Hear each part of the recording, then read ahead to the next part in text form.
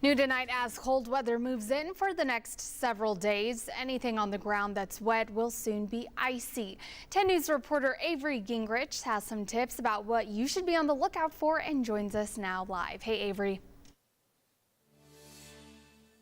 Evening, Shay. What was a gray day with a little bit of precipitation has given way to what is a pretty clear with a little bit of windy night, most definitely cold. Now, all of those elements by themselves are nothing too unusual, but I want you to take a look at something that might end up being a little bit unusual in your day. If you look down here, what we have on the ground here, we have some snow, a sheet of what seems to be general precipitation, what might be beginning the formings of ice. Now, with temperatures expected to be in the 20s or lower for most of the week, experts say that ice is likely to form across roads in East Tennessee. Now, state and local leaders have been talking about this for over a week. They say that they're watching the roads, but if you can, avoid driving in this weather. Now, if you must drive in this weather, you need to pay attention. Keep space between yourself and another car around you. Keep your head up. Keep focused on what's happening around you and what's also happening on your sides. Because ice will not always form in a visible way.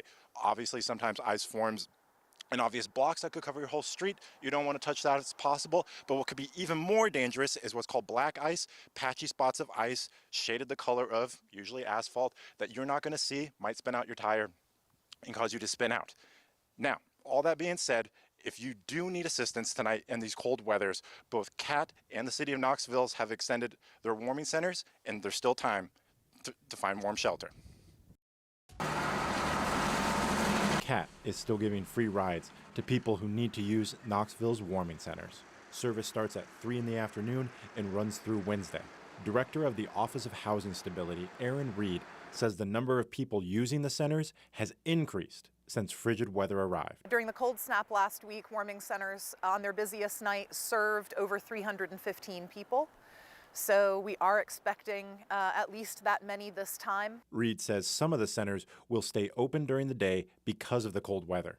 Neighbors will be given a single-day bus pass to travel during the day if they stayed the previous night. The centers do have capacity limits, ranging from 30 to almost 200 people. Magnolia United Methodist Keisha Armstrong says her team will help neighbors however possible. We coordinate with Aaron Reed, and we coordinate with CARM and other organizations to help transport. We also can use church vans and transport to Salvation Army and CARM on Broadway.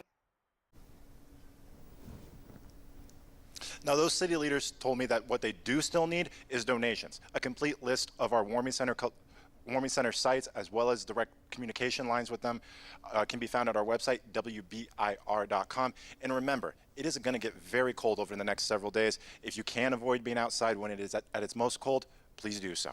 Shay? All right. Thanks so much, Avery.